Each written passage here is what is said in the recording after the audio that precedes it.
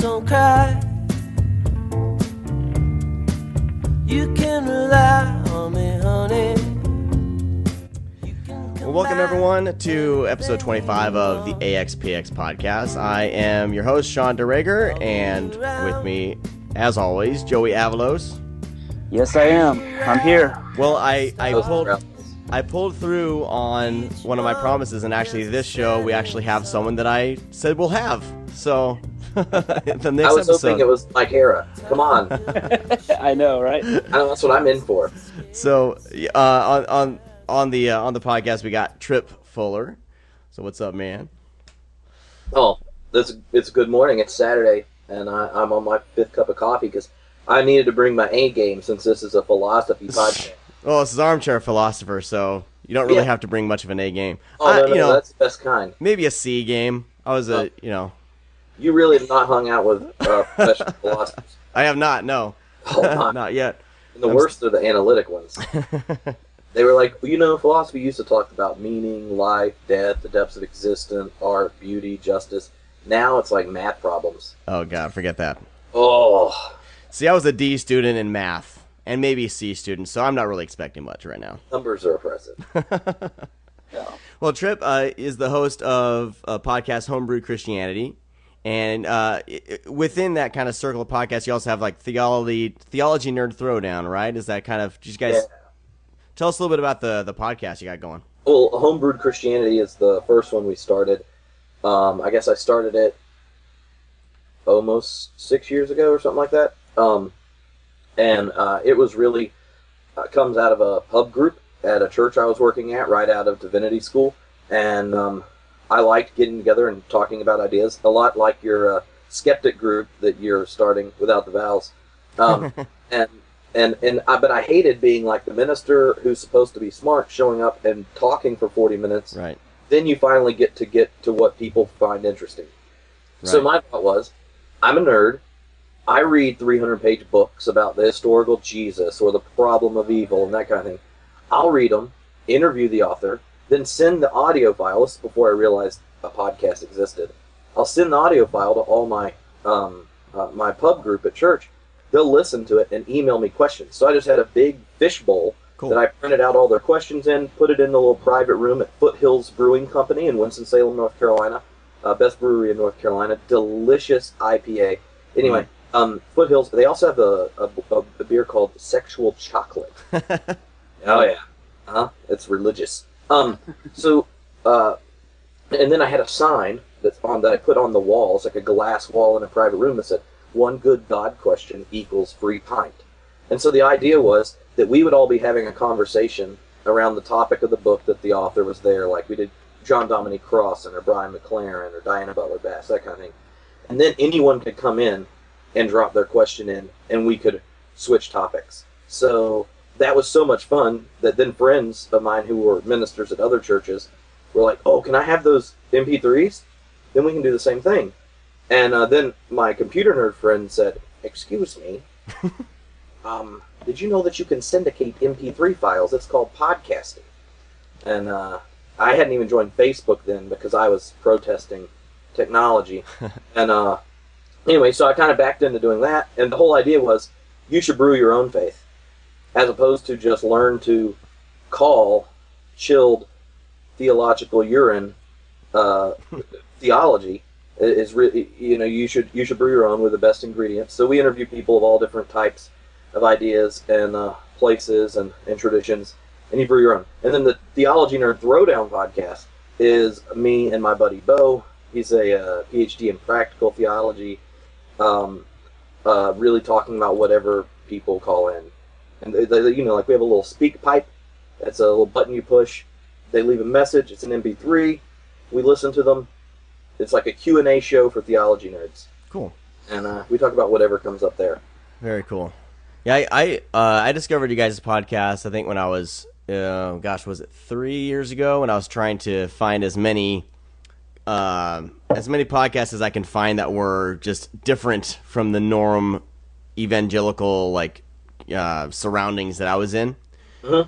So I discovered you guys a few years ago, and my problem with podcasts is I have so many that I'm subscribed to, I can never keep up. So. See, that's why I really like the Stitcher app. Because then you don't have to organize it. It's always just the most recent one. Nice. That's what I should do. Because I get overwhelmed. What speed do you listen to? I listen to podcasts at double or triple speed. Oh, really? Yeah. Huh. I Same with saw that. books. I saw that feature. I was like, that. Maybe I should do that. Yeah, it's you just do it for a week, and do it first on ones that are comedy ones or something that you don't have to think hard, and then all of a sudden, you're just sitting there listening to, I'm worried I might start talking really fast. A double speed philosopher. I already have trouble slowing down and pronouncing my words properly, so I don't know if I do that. I might just start chatterboxing way fast. I don't know. We'll see. I'll give it a shot. Well, I wanted to have you on, Tripp, because a few weeks ago I went to the Brea Brea Congregational. Oh crap! I already forgot the Brea Congregational United Church of Christ. Yes. Maybe I need some more coffee right now. I went there, and speaking with the pastors, they had brought up process theology, and I found that pretty fascinating, that term, process theology. So, and then I heard your podcast with Greg Horton, and I really enjoyed that podcast. And I believe you brought up process theology there, or somebody mentioned that you are into process theology. So I figured, man, we gotta get Tripp on the show. That podcast was like, I don't know, an hour and 20 minutes of 5 hours of audio. So I don't ever remember exactly what parts got in, but it definitely did not involve any of the initial lecture. It was pretty cool. It was like, I don't know, 45 people listened to the podcast in Oklahoma City, rented some little hipster art studio, and a brewer made my beer recipe, and then we showed up and I lectured. Then I did a mini singer-songwriter concert, and then Greg and I talked. Nice. Yeah, it was awesome. Yeah, it was a really good podcast. I'm really did you guys change venue with part of the podcast too? Because I felt like half of it seemed live audience, and the other half seemed a little more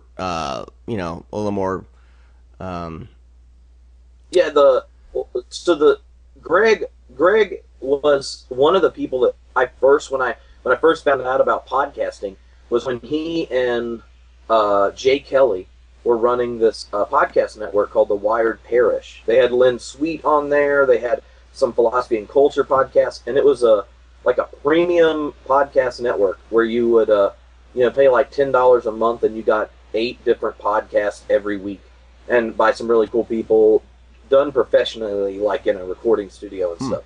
And they had one called The Parish, which is also the name of Greg Horton's blog.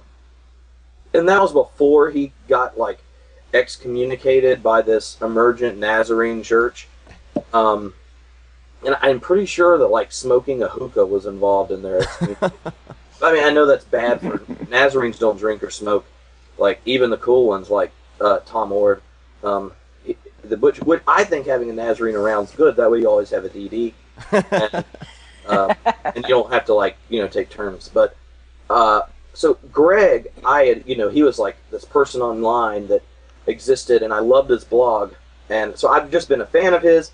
And we are one step away. We have a bunch of mutual friends who always said, you know what, I can't wait to finally have you and Greg together because y'all have commented on blogs together and blah blah blah blah blah.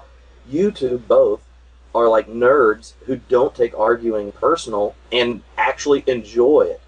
So when this whole thing was going on and they arranged it in Oklahoma City, I was like, look, okay, well, here's what I really want is I want you to tell Greg Horton to interview me and to not even worry about making me uncomfortable, because giving me a hard time will be a big hug from my little bromance with him online, which everyone should go read his blog. It's great. Cool. So so he had journeyed out of the faith over a lot of issues, and I've just always respected him as a blogger and a critical thinker. So it was a blast. The second half of the podcast of he and I talking was like, I don't know, 2 nights later or something, Mm-hmm. we had,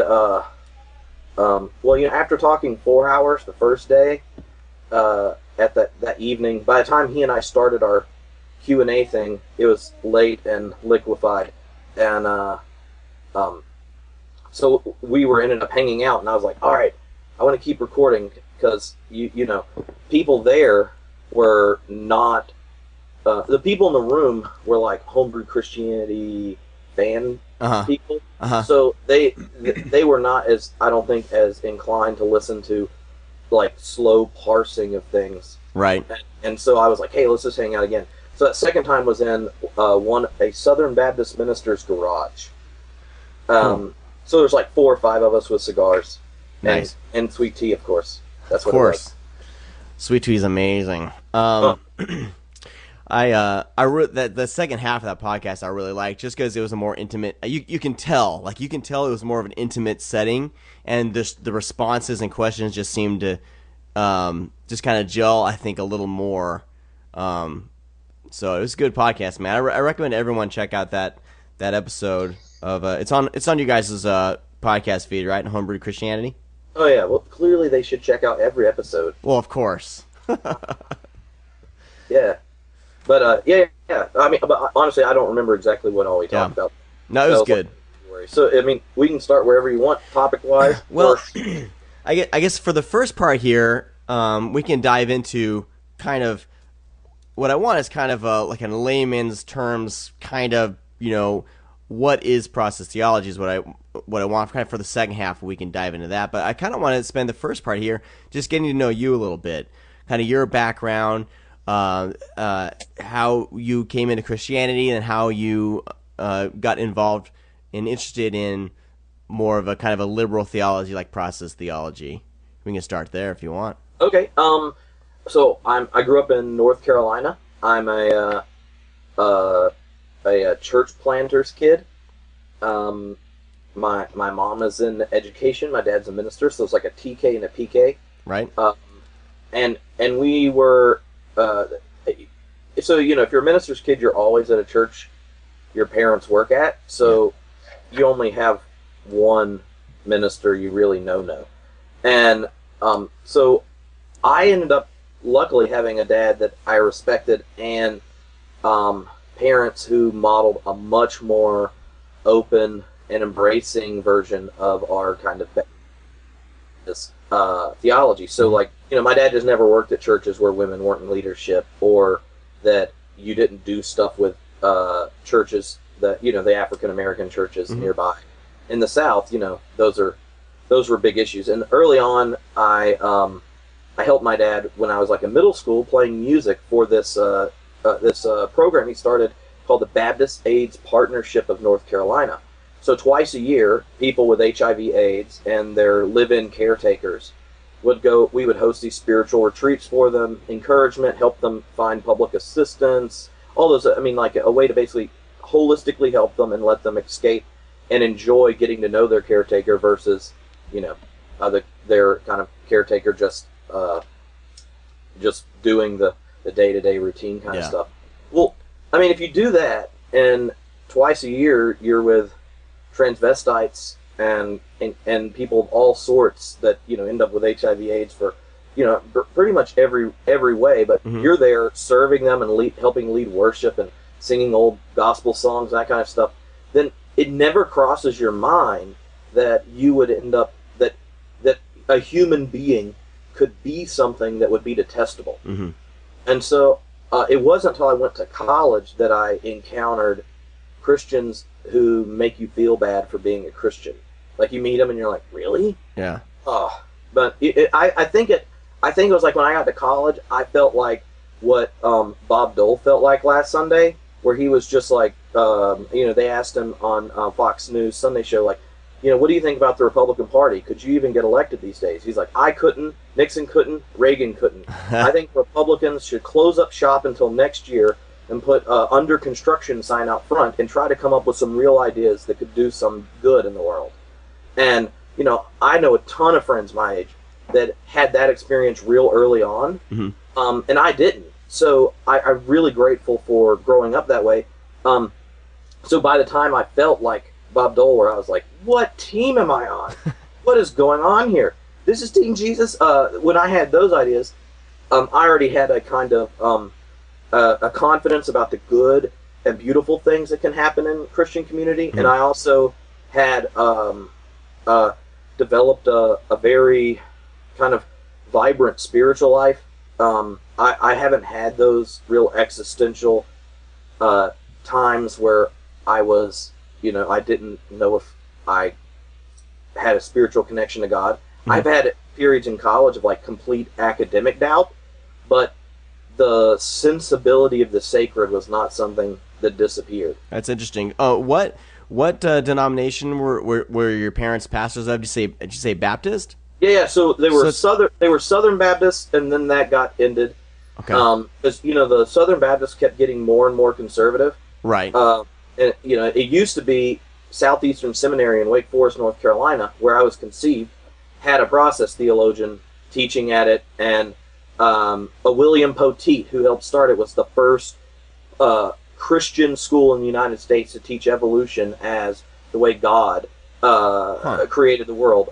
We're the first commentary published in America that denied six-day creation, questioned the plain reading of Scripture. Like, there was a time that Southern Baptists were like the nerds of Southern religion, and then we got hijacked. So as the hijacking took place, eventually we've moved on. Okay. So, now I work at a UCC church, and I've worked at a Disciples of Christ church, and my wife, who's also ordained, was ordained at an Alliance of Baptist Church, which is like the peace, gay-loving Baptist. So I imagine that's where he'd be most at, but, whatever. Yeah, well, that's interesting because all you hear right now is people just, bashing their religious right, and they're always bringing up evangelicals, Southern Baptists is always in the mix. So when you originally said Baptist, I was like, that's interesting. So I'll have to check that out. Well, one of the cool things is that with the immigration issue right now, you have focus on the family, Sojourners, and the Southern Baptists all supporting comprehensive immigration reform with a pathway to citizenship. Mm-hmm. So right now, we actually have, is one of the first times that the so-called religious right and left are cooperating on something that, if you've ever read the Bible, God is a real big fan of treating those who don't belong in your land as if they were the firstborn. It's really the subversive idea of loving your neighbor even if they're illegally. Yeah. So I'm excited just because all of a sudden these people that I have not had relationships with that are positive, like on Facebook, right? My more conservative Baptist friends, all of a sudden there's something we all agree on. That's cool. Just like, hey, this is out of the Bible. Finally. So, yeah. So Joey, do you have any questions up right now? Are you good? Well, yeah, just like right there, what do you think is changing culturally to be able to bring people together like this when they weren't before, Well, what do you see happen? Yeah. A couple weeks ago when I talked with Jim Wallace on the podcast, and in his new book he tells the story about how all these people got on the same page. But he said, well, everyone was converted to their Bible. Right? Like when it goes to immigration, there's not ambiguity there. It's not like you're talking about gay marriage or environmental justice or something like that. This is, you were once in exile, and if you want to be my people, then treat those in exile and the resident aliens among you as your firstborn. Signed, God. Right? Like, the prophets are pretty clear, and, you can't, run around saying take the Bible literally, and then it gets to an issue where there's 40 million verses all throughout the Hebrew Scriptures, and you're like, well, we're not going to do that. And I really think the other part of it is you got to know people, right? Like, at this point, it's really hard for people to talk about the immigration and not have names attached to it, right? So there's a family that I'm friends with who the mom and their kid, of course, are citizens. Husband isn't, and yet if he wanted to go through the process, right, to become a citizen, he would have to leave, get in the back of the line, And when he gets back in, his kid, who's not in kindergarten yet, will likely be in middle school or high school. And so, like, when you know their story, you can't think that God's on the side of separating a family, and that, like, you can't be pro-family and want the dad to disappear from the kid's life when all he was doing is falling in love trying to feed his sister on the other side of a border, right? Like, these borders are kind of arbitrary. And what makes people cross them is that it isn't because they're like, oh, you know, like, let's screw America's sovereignty. No, they're obeying the laws of the free market, which at this point, I think most people get it, even if they don't admit it when they're in the voting booth, is that the law of the market at this point is much more powerful than the law of any nation state. And so immigration is one of those issues where the faces that get attached to the story, all of a sudden, you know, those Bible passages aren't something from the ancient Near East. It's your neighbor who you're friends with. And you're like, no, we can do better than breaking up a family. And no one is suggesting, oh, let's just let drug dealers run around. Like, that's really just not that's only when you don't know the face to it. Yeah. Is that what you're thinking of? But once you do, you're like, yeah, we got to come up with a good reason. And so, you know, I'm excited about, you know, being proud to be an American someday in the summer, hopefully, when Obama signs something. So it happens every once in a while. Well, that's cool. I mean, yeah, I mean, I feel like if you put aside all your kind of, I don't know, I guess all the walls that a lot of religious people can put up, denominations and stuff, if you put that aside and just see people as people and interact and have conversations, even arguments, but I feel like we can stand on the same footing. A lot more people, you know, will be on the same page as opposed to opposite sides of things. So let's get back to you were in college. Did you go to like a state college or anything like that, and then decide to go into seminary, or what was your kind of journey into, you know, going more in like a theology education? Well, so I was in school, like middle school and high school. I went to arts magnet program, so I basically did like theater and stuff, and was in a band and that kind of thing. So when I went to college, I was mostly going to college because that's what you did next, per se. Yeah. And my dad early on, like when we would have our kind of deep conversations about religion and politics and stuff, he would hear it and then go, "That's a great question," and he would just give me a book and be like, "Let's talk about it after this because I'm not doing your thinking for you." So I had gotten to the point of just really liking reading. Like in high school, I had a group of guys. We all read a bunch of Dietrich Bonhoeffer together, Paul Tillich, Kierkegaard, that kind of thing, and I just enjoyed kind of the theological and philosophical journey. It was fun. So I went to a small private school, Campbell University, outside of Raleigh, and I was a musical theater and philosophy major.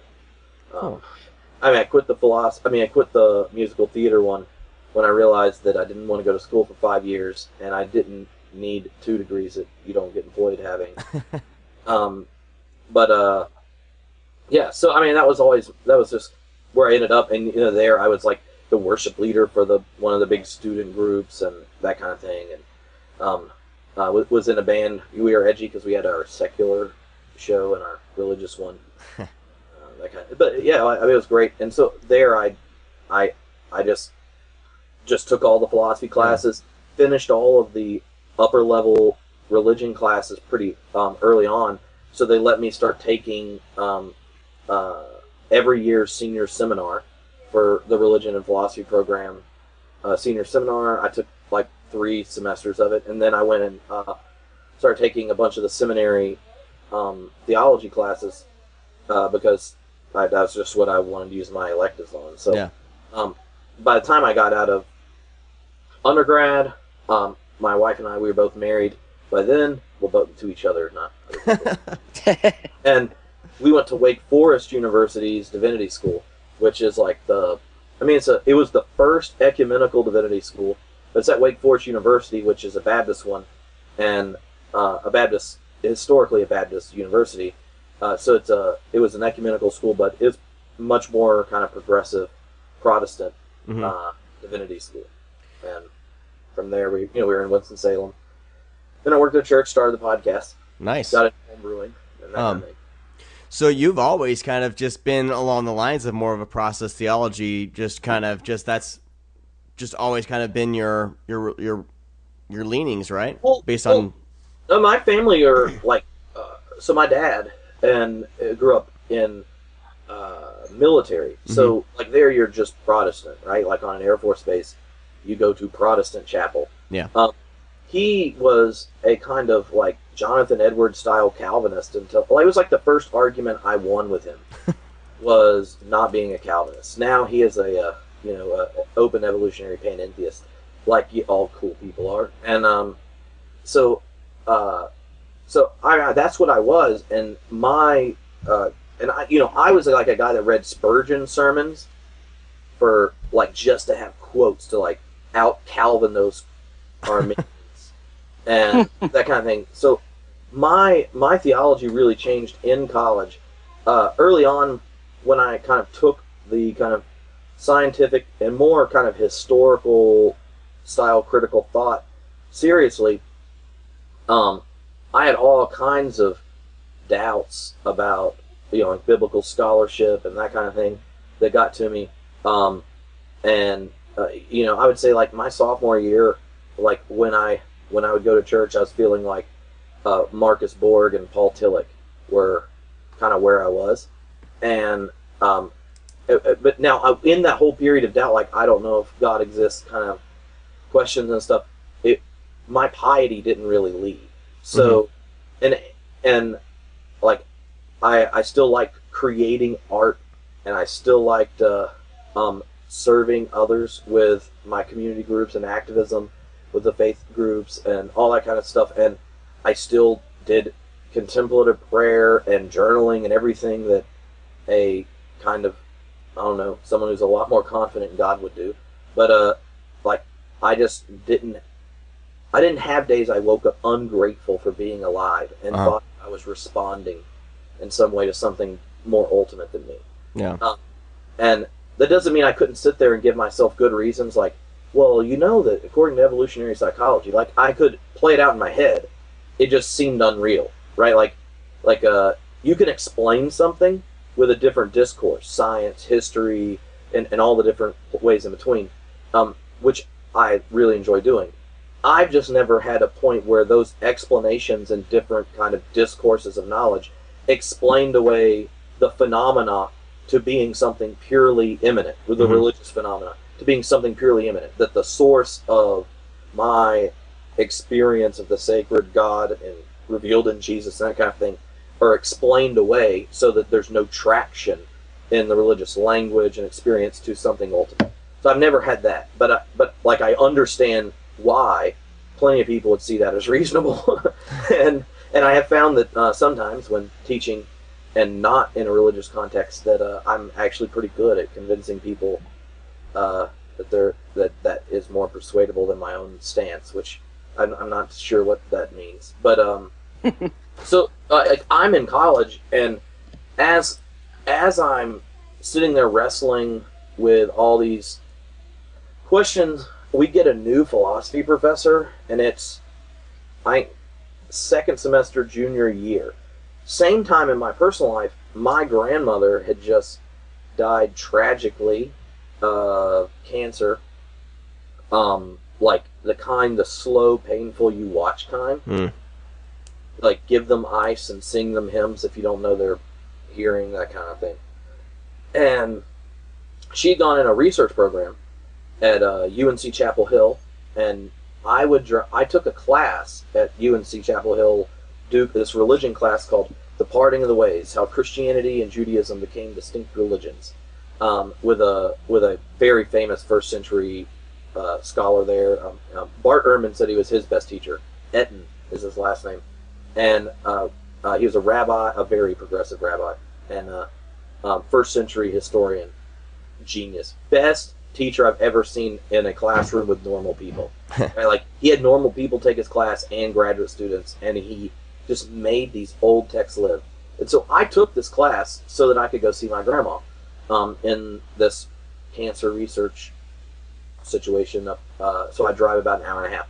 Well, the last treatment happened, and there's an ice storm. Like when icy rain in North Carolina is one of those things you just avoid. Yeah. And I decided not to go up to class at night because they had called and said, "Hey, look, we're so excited the cancer's gone.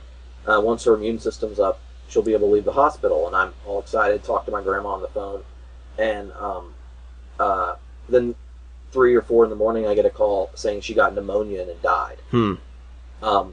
Well, at that point, if Calvin was right, God's an asshole.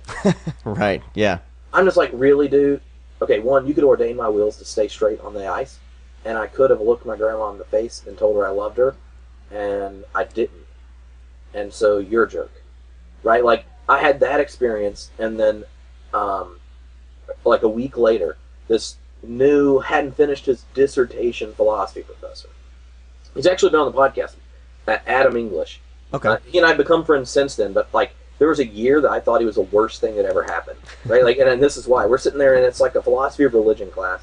I'm so excited about it, and I'm like, I'm the smart philosophy of religion guy at this school, and blah blah blah blah. And we're reading Aquinas, and this night before we had just read the whole explanation of omnipotence. And and omnipotence in theology is like the affirmation that God's perfection requires that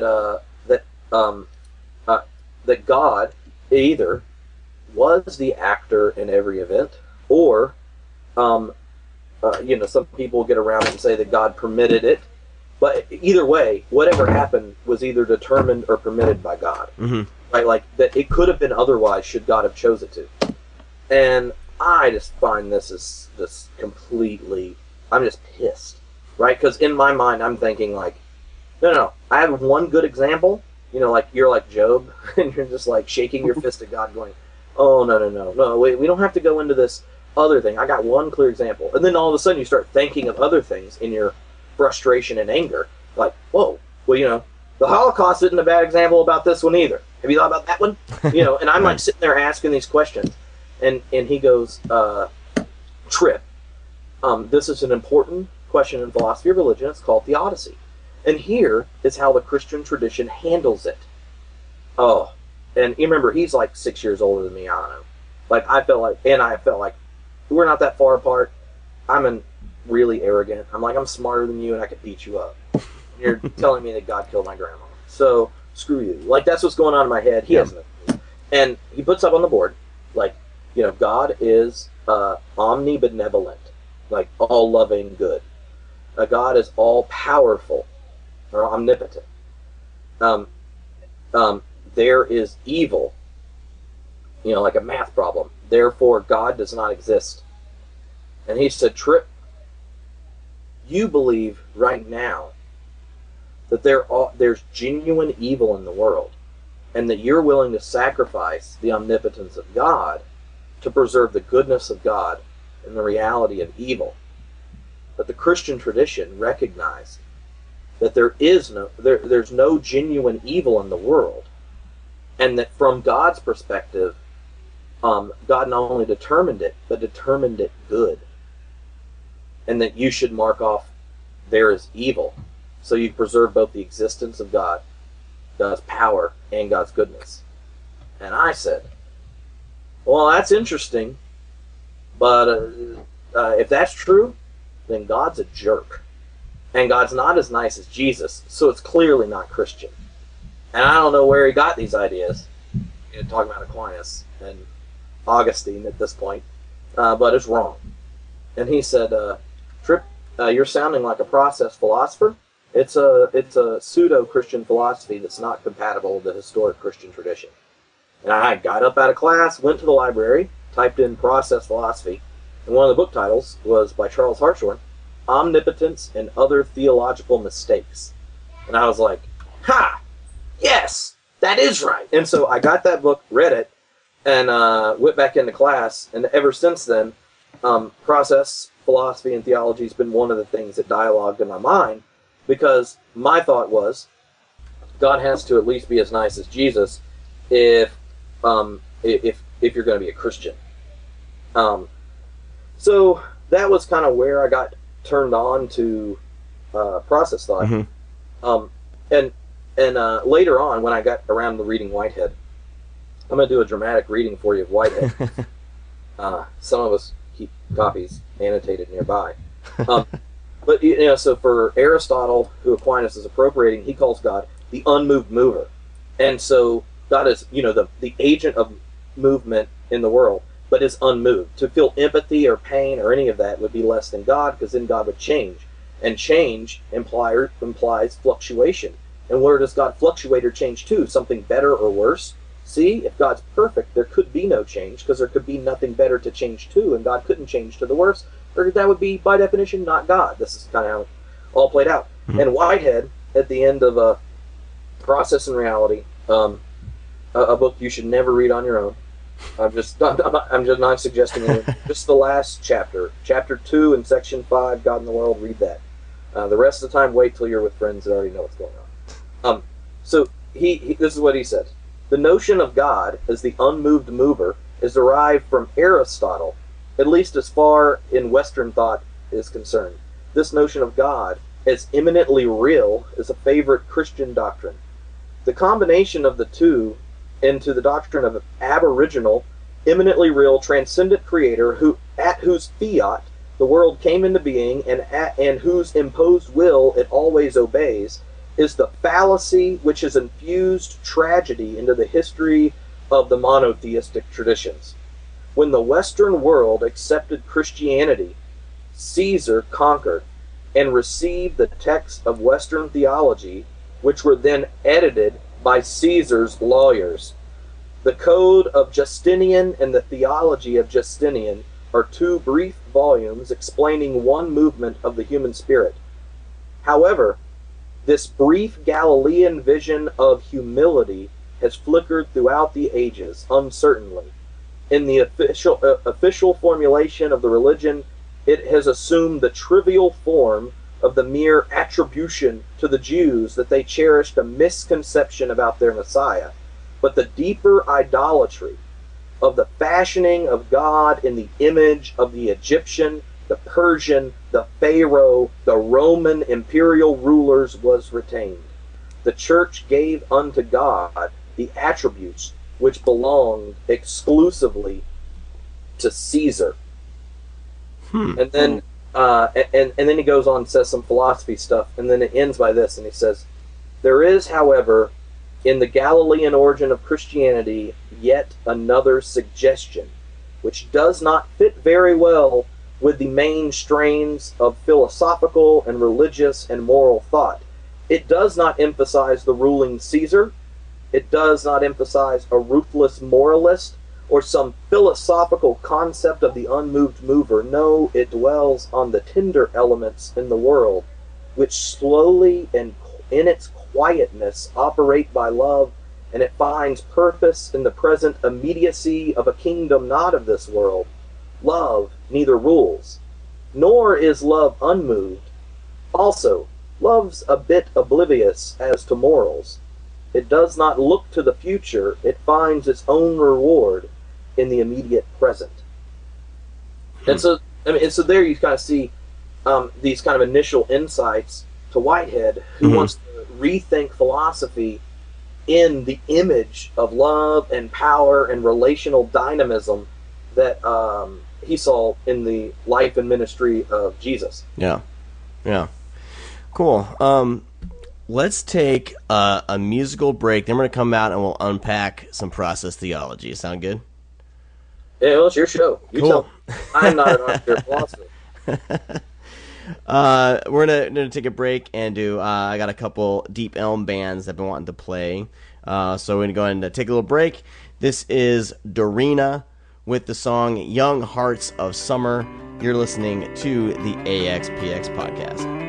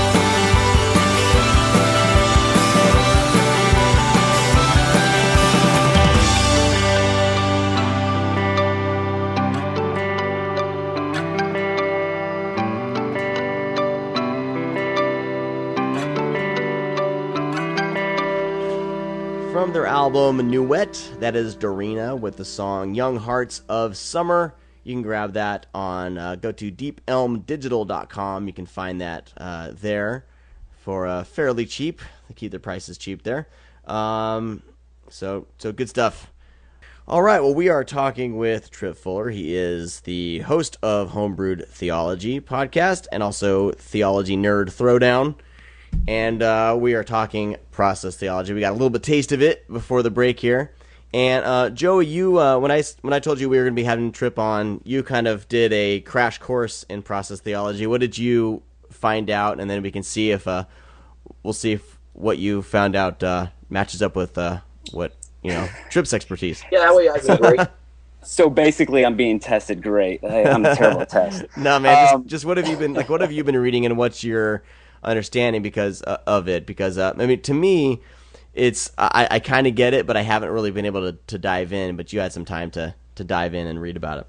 Well, like everything, man, it's like an onion. You keep on peeling layers off another. You only can skim the surface with just going what you Google and what you can. I can't even, some of the stuff that that Tripp's been talking about, some of the books and stuff I have seen on people's list, and I haven't had a chance to even dive into yet. But the word process, I mean, it's pretty evident of what it is. We're all in process. Everything is moving. Everything is always in the moment. Nothing's really stagnant. So when I see this theology, is that what we think is that is God is in us and with us at all time. It's not like we're separated or some kind of there's this barrier that God is like. There's a Tripp. You can help me out with this. They use these words like not in the world but of the world. With God, how he interacts with each of us individually, and that's where I got with process theology that if things can always change culturally, things can always, how we interpret the scriptures, interpret what's going on in the world, it has to change because we as people change. We're going to see the world differently than people in 2,000 years ago. I mean, it's just a given thing. We look at stuff in the Bible and there's a lot of stuff, we've had podcasts ago.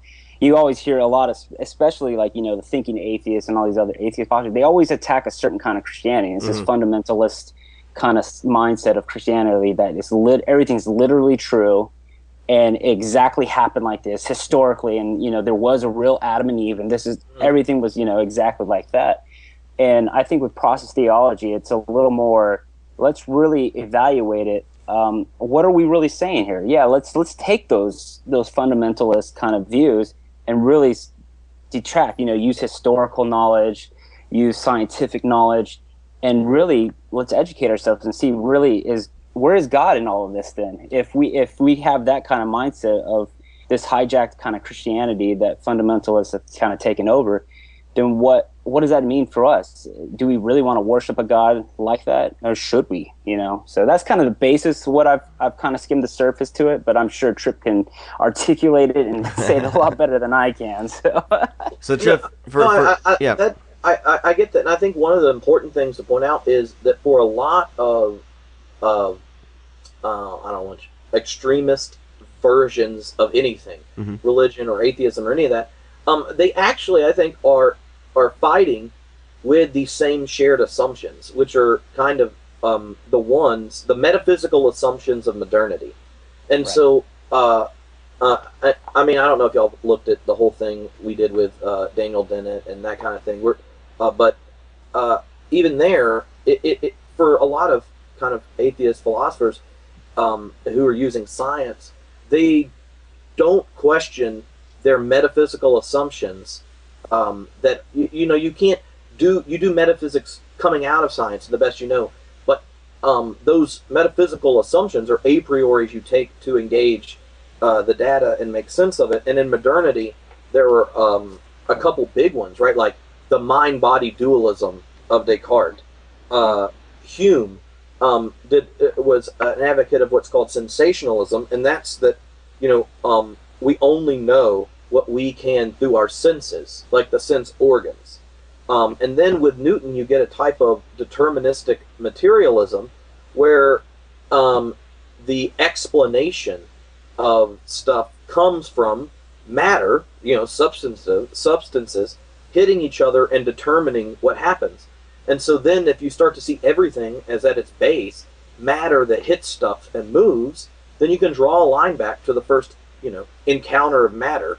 So it's kind of determined from the first hit. And then, there's a fanciful story about an argument with a scientist, and who said, well, if I just knew the equations and the order of things at the Big Bang, then I could tell you everything that was going to happen. Mm-hmm. And process philosophy is one philosophy that's seeking to make sense of the world as we know it now. Like, no longer do we really want to separate the mind and body. No longer will we call humans like a machine just like the rest of nature that has a mind stuck in it. No longer do we think the only data we have are senses, right? Like, we know there's more information and connectedness between us than what our senses detect.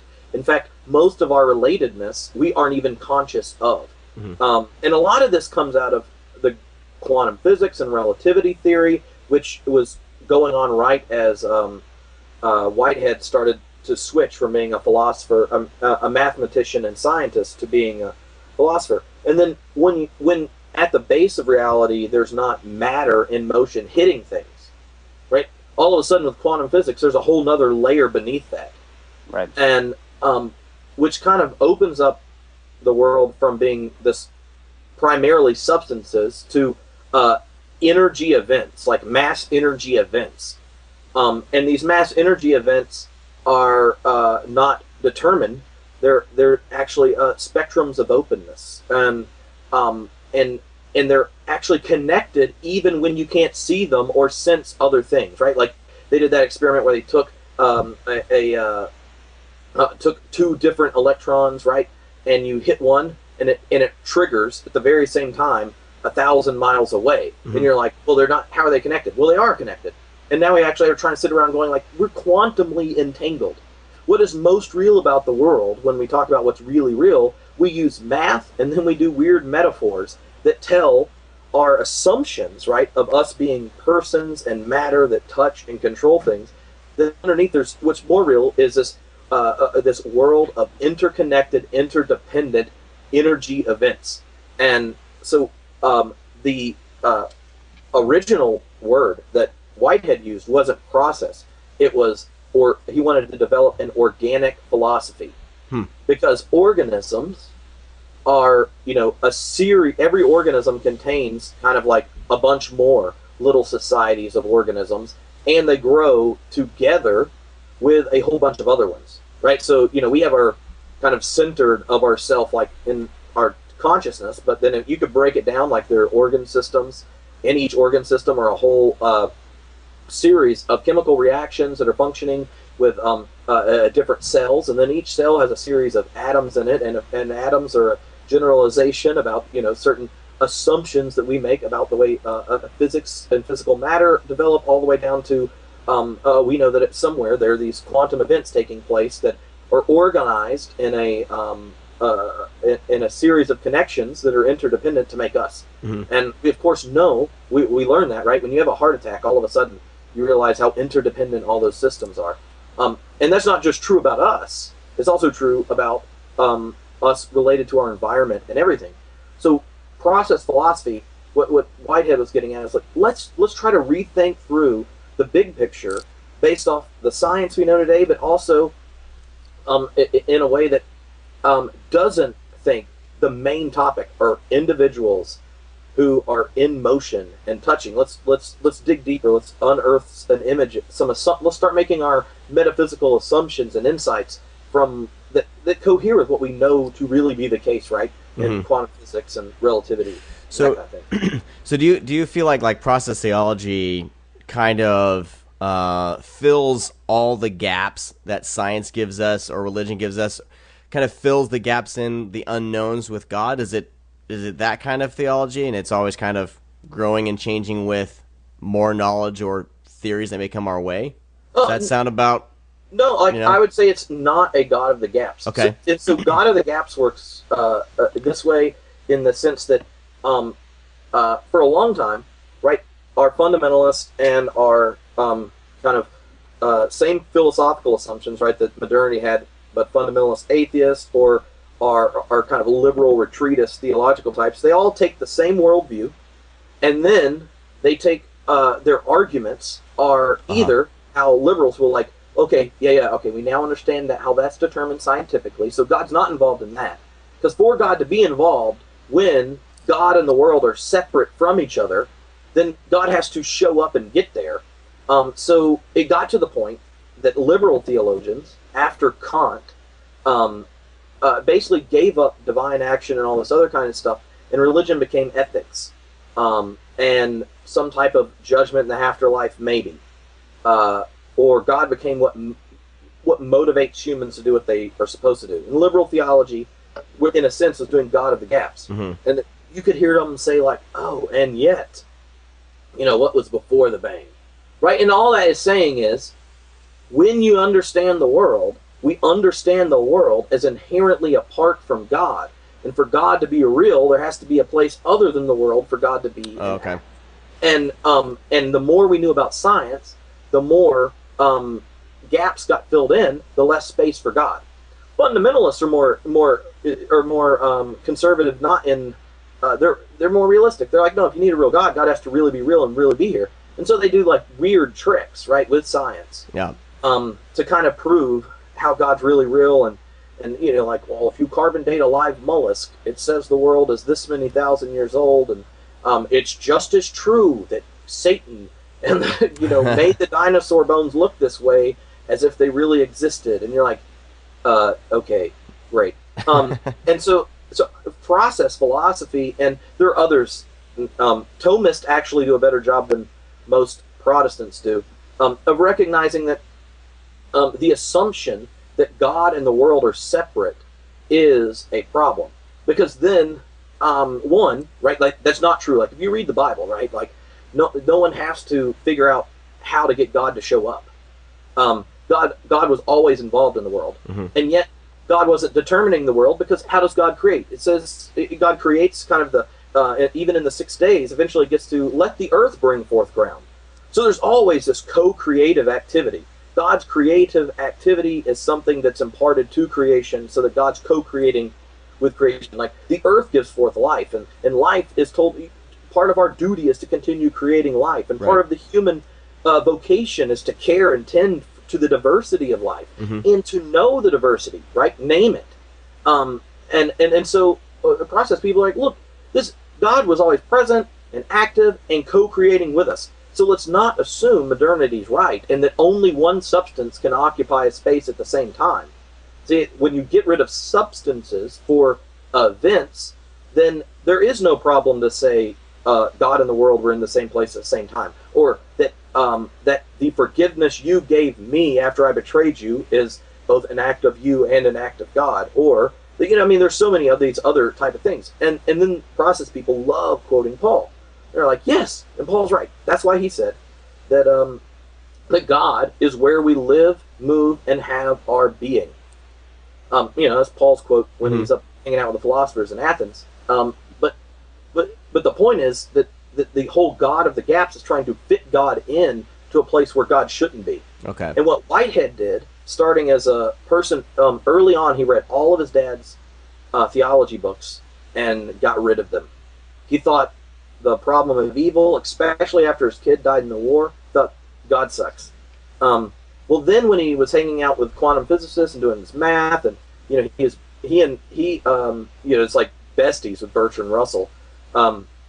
He convinced him one day to agree with him. There's a really funny story about that. But so he's sitting there, and then he's developing his philosophy in his first book, Science in the Modern World, where he starts to work out his philosophy. He gets to the end and realizes he needs something in these events that gives possibility to them. What is it that opens up the series of events to something more? To growth, complexity, diversity, all these things that life in our world, right? Life tends that way. So what is it that does it? And so that's where he at first introduces God into his ideas. he wasn't like sitting there going, let me come up with a philosophy so I can figure out how to have God. God was the one that brought the gift of possibility to each moment of becoming. So I mean, I say that just to go, like, a process person doesn't sit around going, how can we get God in the world? Okay. They tend to explain the world and think that, at least in science and philosophy, it makes more sense of what we know of the world if there is an ultimate actuality that participates in the world. And there's lots of science reasons for that and stuff, and usually bores people because I found Christians tend to respond more to process philosophy and theology when they know it does science and that kind of stuff, but they also go, yeah, actually, that seems to make more sense when I read scripture about this living and life-giving God in it, but it also makes more sense of my religious life, and it also starts to give a better account of all these questions, like problem of evil, religious pluralism, how can we understand the person of Jesus when we have these weird creeds about fully human and fully divine, and the process theology, unlike process philosophy, I found in just talking to people, they go, oh, yeah, well, that's kind of what I was thinking, but that makes sense. I didn't know you could think that. Yeah, that's awesome. And so I just didn't want people to think that that what process philosophers do or sit around and try to find holes for God. Okay. I know some of them that gave up on God. Actually, and you should interview him. Robert C. Mesley wrote the best introduction to process theology. Gets done with the whole thing, and the last chapter is called A Process Naturalism. And he just introduced a whole theology about God, better than people that believe it would. And then the end he goes, but I don't think it needs God.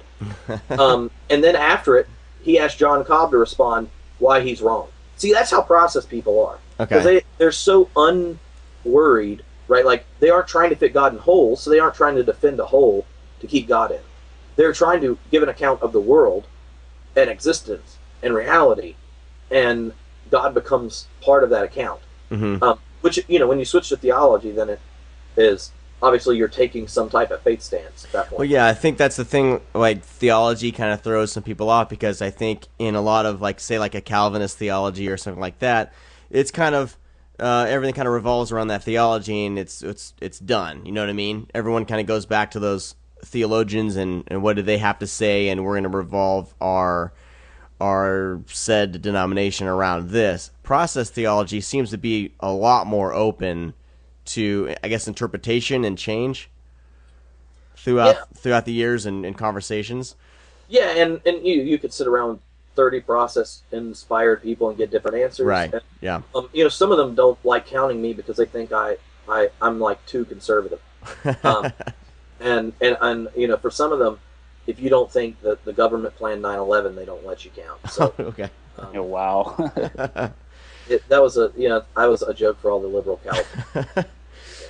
Joey, do you have any? Have you prepared any questions, Joey? Or No, he brought up the theodicy earlier, and he also brought up Bart Ehrman, and I've read his book. Actually, that's what started with me about trying to figure out what the hell Christianity was, or that I actually didn't know anything about its historical roots or anything, as just, a church-going Christian, But what I was first exposed to Bart Ehrman wasn't really like Jesus Interrupted or Misquoting Jesus or any of those other books. It was actually his book on reason why he's no longer a Christian, called God's Problem. Yeah.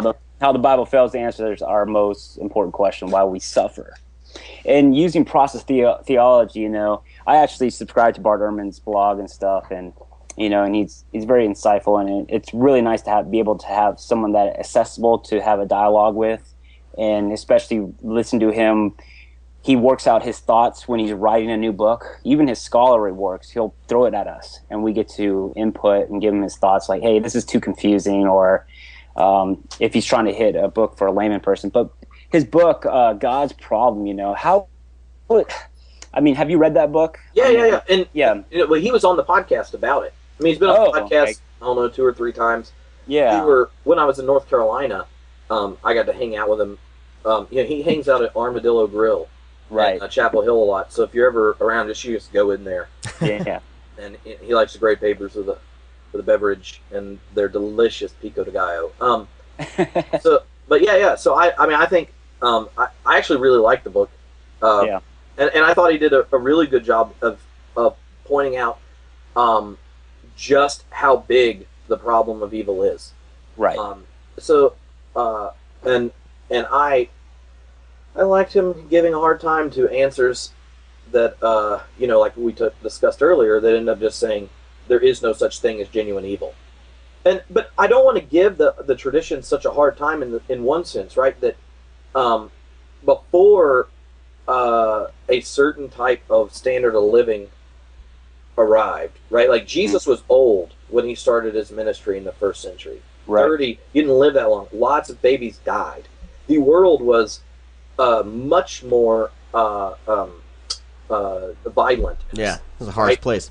So a lot of and you didn't have this giant 20th century awareness that we all have now of just how creative human beings are at raising our standard of living, being able to feed the entire world, and yet going on mass genocide campaigns we call world wars, and coming up with creative reasons to slaughter masses of people and ethnic genocide and all this other kind of stuff, drop nukes on people for peace. So the problem of evil after the Holocaust and after World War II, and after human beings are just so aware of more of our history, I think intensifies. So when there is no, the answer of there is no genuine evil, to me makes a little bit more sense when death is something you're really familiar with, but the goodness and nearness of God isn't something you're inherently suspicious of, that like we are now, after the masters of suspicion have, and at this point Freud and Nietzsche and Marx live in everyone's head whether they want them to or not. Right. And so I really like Bart's honesty about it, because he more or less says, like I went to school wanting to defend a certain understanding of biblical authority, and it got deconstructed. And when it does, then the problem of evil deconstructs even what the notion of God I came in with. And Princeton tend to be a bunch of Reformed people and Bardians and like where he went. So there's something really honest about that. And my favorite part of one of the interviews was when he talked about going to midnight mass with his wife. Yeah. He's told the story, and it's such a beautiful one, because there's a sense in which the kind of the aesthetic of the gospel, the church, and the story pulls us, versus this truth demands a response. And one of the things I like about process theology is it takes those insights out of Whitehead and actually goes, yes, beauty is to be prioritized. Beauty is what evokes and stirs the infinite and sacred in us. We don't want truths that demand or coerce you into, agreeing with us or assenting to our authority. God, and this is a Whitehead title, God is the poet of the world. And I think that's such a beautiful image, that there is something infinite going on in the world. One time, Whitehead, there's a really fun book if you aren't into process philosophy, but just want to hear what it's like to hang out with like a guy who became a mathematician and a philosopher and just knows way too much. Near the end of his life, he had gone to Harvard when he left Cambridge, because he wanted to teach philosophy, and he wasn't trained as a philosopher, and then he wrote a bunch of books. And there, Lucien Price, who was a grad student, recorded a bunch of Whitehead's weekly soirees with like famous professors and grad students that are going through Harvard. And it's called Dialogues of Alfred North Whitehead. And you hear him give commentary on books, orchestras, they debate religion and politics or whatever. And some of the discussions that come up about religion are fascinating. And in it, one time he says this. There's a discussion about how historical criticism early on out of the humanist tradition led to critical thinking about Scripture. And Whitehead goes, well, I find the literary appreciation of Scripture much more helpful than some idea of this perfect historical force. He said, the Bible excels in its suggestion of infinitude, Then Whitehead suddenly stood and spoke with passionate intensity. Here we are, with our finite beings and physical senses in the presence of a universe whose possibilities are infinite, and even though we may not apprehend them, those infinite possibilities are actualities. He remained standing for a moment, absorbed in his own thought, then reseating himself, he continued, "The trouble with the Bible has been its interpreters, who have sealed and whittled down that sense of the infinitude into finite and limited concepts. And its worst interpreter was Paul." He didn't like Paul very much, but in there, and he describes why he likes certain worship services better than others, even though he doesn't believe half of what they're talking about, as ones that begin and end in art, because it's evoking from us something, right, that language or truths or force don't. And he's not saying that because that's less true and liberal wishy-washy. He's saying, no, stop thinking that only things that are being communicated are ideas in our heads with words. If you want to know a God that's where we live, move, and have our being, and in coming to every moment in context, and trying to lure, trying to evoke, trying to bring greater beauty, truth, zesty, adventure, goodness into the world, then receive everything that's there. Don't limit the religious experience to words and ideas. What's going on in the tradition is this infinite reality is evoking from us, and that is the truth. That you're not eliminating it. You're opening yourself up to what was getting itself done in these stories, in these histories, in these traditions, when you are open to something bigger than the words and the details and what sits on the surface of your religion. Right. But I think that process theologians, that's inspirational, and that's why you aren't going to get them to generally, like, there are ideas we can't stand, right? Like ones that defame the character of God. But it's not like you're going to get to a place where you're like, well, this one text, and you see there were 5,000 people that got fed, and that's really problematic to me. But if you look at the feeding, it shows up twice in Matthew, but once in all 3 other Gospels, but in different places. So then we don't really know if he did it, in what order he did it, and how many times he did it. And why is it only men get reported as who got fed? And that makes me think this text is sexist. And, and you start doing all these critical thoughts, and they're all helpful. It's just, Whitehead's point is, but when it gets theological, then this critical eye, it becomes one of the eyes at which you engage the text. And there's something bigger going on there, and you wouldn't disprove the text by going, well, it couldn't have all happened this way. This would be a problem with it scientifically. This would be a problem with that. What is it that's harbored in these texts? What is being evoked out of them? Right.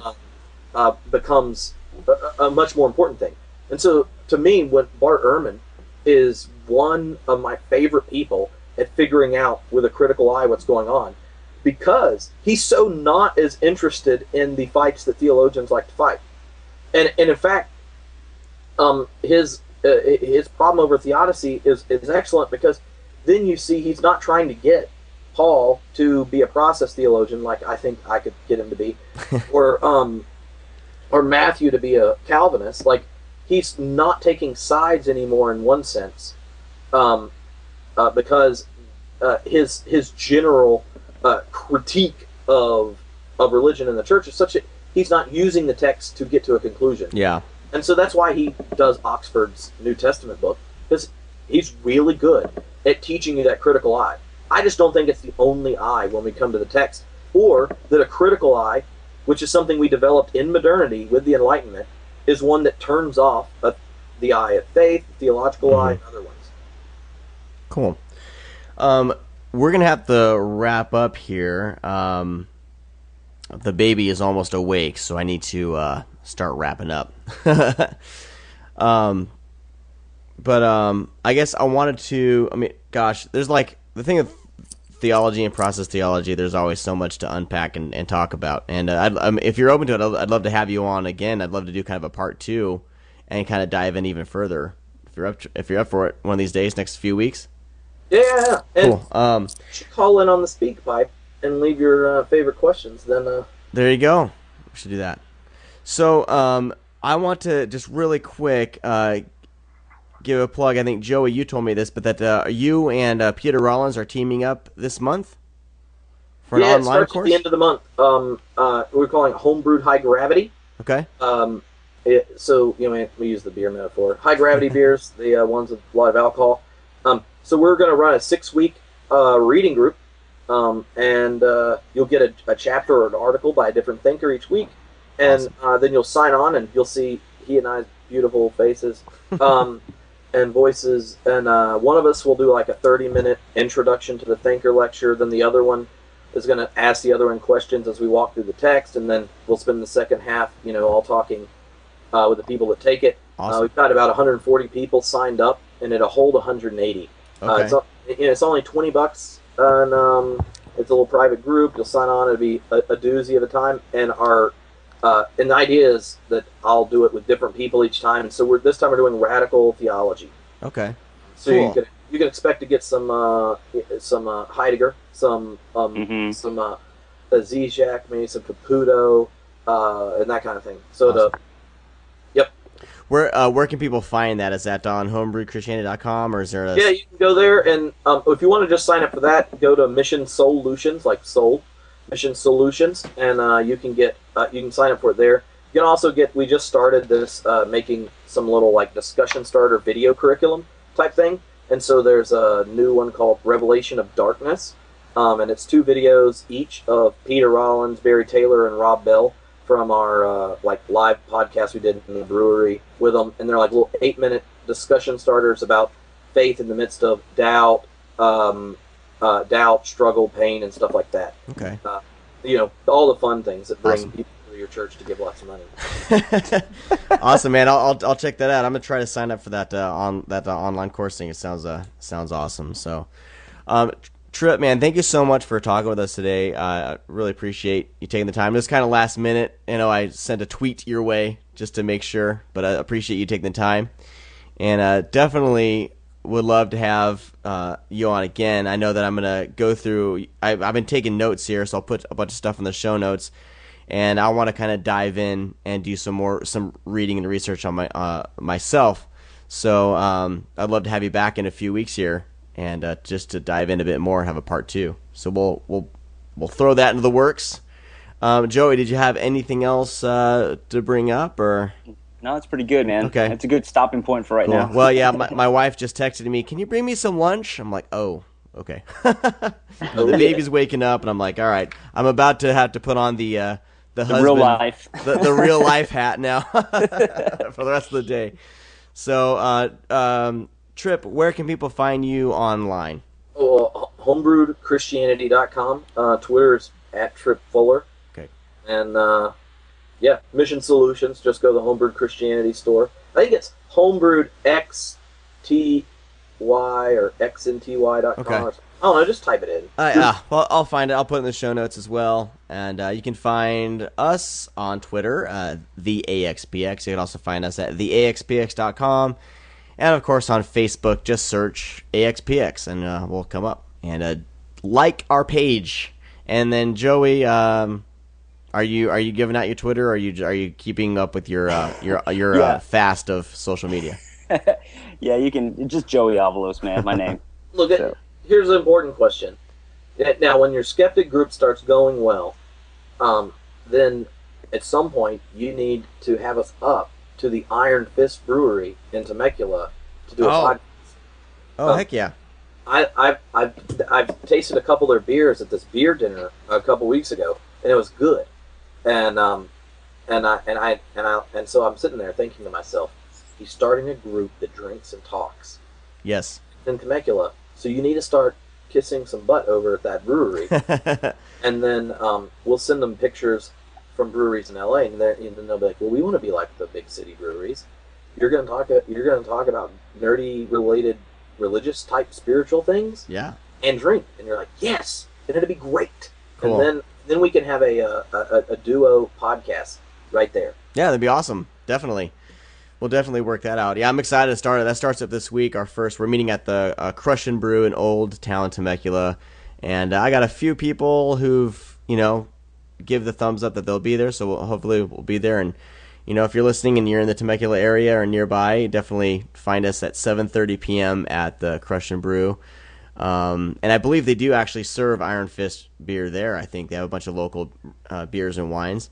So they have. I think we're gonna try to be there's a room with like a big table and a TV, and I think that's the room I'm gonna try to be in, and I'm gonna try to get a little sign thing to kind of put up on the table. So if you're walking in, you can find us, and definitely I'll definitely check out Iron Fist Brewery for sure. So yeah, we need more. There's a lot of wineries down here. We need some good breweries. So yeah, I liked all of them except the Imperial Saison. Okay. Not hoppy. It was way too hoppy Okay. for Saison. Good to know. All right. Well, I think that's going to do it for the show, guys. Thanks again, Joey and Tripp, for being on, and hope you guys enjoyed the show. And next week, I'm still working on Jay Baker. The dude keeps committing and then not emailing back, so I'm going to be persistent. Try to get Jay Baker on, and I know just looking at a lot of and I think we're going to try to get Greg Horton on as well in the near future. So Good. talk to him about his story. So, and then I'll have him tell us where you're in every instance that you're wrong, Tripp. How's that? Oh, I can't wait. All right, this has been the AxPx podcast. Appreciate all of you for listening, and we'll talk to all of you next week. Peace. Yeah.